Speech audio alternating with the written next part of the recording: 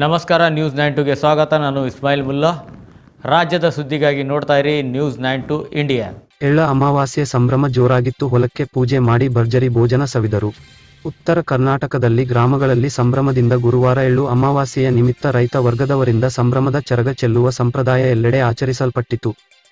ಹಲವು ರೀತಿಯ ಬಗೆ ಬಗೆಯ ವೈವಿಧ್ಯಮಯವಾದ ಆಚರಣೆಗಳನ್ನು ಹೊಂದಿರುವ ಸಂಪ್ರದಾಯ ನಮ್ಮದು. ಅದರಲ್ಲಂತೂ ಉತ್ತರ ಕರ್ನಾಟಕ ಭಾಗದ ರೈತರಿಗೆ ಪ್ರತಿ ವರ್ಷ ಬರುವ ಎಳ್ಳು ಅಮಾವಾಸ್ಯೆ ಸಂಭ್ರಮದ ದಿನವಾಗಿದ್ದು, ಬಹುತೇಕ ರೈತ ವರ್ಗದವರು ಈ ದಿನದಂದು ಜಾತಿಭೇದವಿಲ್ಲದೆ ವಿವಿಧ ಖಾದ್ಯಗಳನ್ನು ತಯಾರಿಸಿಕೊಂಡು ಕುಟುಂಬ ಸಮೇತ ತಮ್ಮ ತಮ್ಮ ಹೊಲಗಳಿಗೆ ಹೋಗಿ ಬನ್ನಿ ಗಿಡಕ್ಕೆ ಪೂಜೆ ಸಲ್ಲಿಸಿ ತಂದಿರುವ ಸಿಹಿ ಪದಾರ್ಥದಲ್ಲಿ ಸ್ವಲ್ಪ ಭಾಗ ಎಲ್ಲಾ ಸಿಹಿ ಪದಾರ್ಥವನ್ನು ಮಿಶ್ರಣ ಮಾಡಿ ಭೂಮಿ ತಾಯಿಗೆ ಚರಗ ಚೆಲ್ಲುವ ಸಂಪ್ರದಾಯದಂತೆ ಈ ವರ್ಷವೂ ಸಂಭ್ರಮದಿಂದ ಜರುಗಿತು.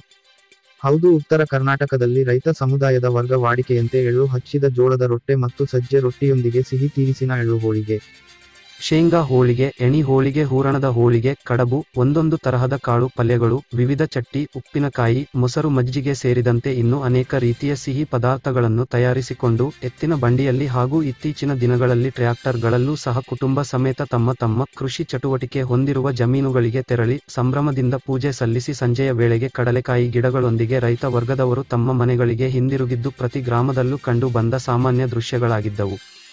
ಈ ಹಿನ್ನೆಲೆಯಲ್ಲಿ ಏನೇ ಇದ್ದರೂ ಸಹ ಹಿಂದಿನ ಆಧುನಿಕ ಯುಗದಲ್ಲೂ ಸಹ ರೈತರು ಸಂಪ್ರದಾಯವನ್ನು ಸಂಭ್ರಮದಿಂದ ಆಚರಿಸಿಕೊಂಡು ಬರುತ್ತಿರುವುದು, ಕೃಷಿ ಸೊಗಡು ಇನ್ನೂ ನಮ್ಮ ನೆಲದಲ್ಲಿ ಜೀವಂತವಾಗಿರುವುದಕ್ಕೆ ಈ ಭೂಮಿ ತಾಯಿನೇ ಇದಕ್ಕೆ ಸಾಕ್ಷಿಯಾಗಿದೆ.